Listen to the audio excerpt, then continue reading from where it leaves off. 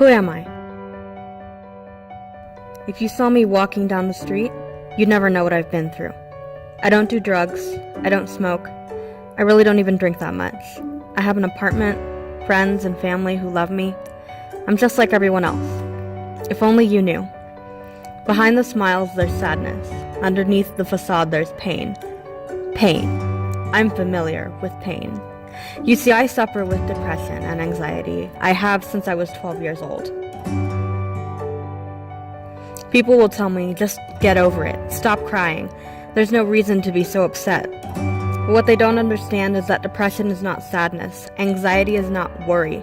Anxiety is panic and fear, and my depression is a dark hole that swallows me alive and sometimes even threatens to drown me. My mind yells, berates, and torments me day and night, and it does not stop, no matter what. I can hold it back for so long, but it will always return. It's gotten to a point so bad that I have tried to kill myself no less than 3 times in my short 21 years of life. My mind tells me that I should be dead already. But to that I say no.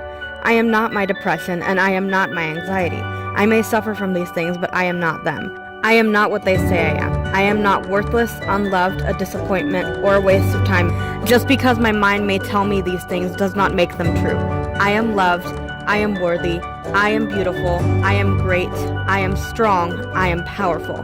I am a victor, not a victim. I am a conqueror, not a survivor of mental illness. And I will conquer everything that tries to stand in my way.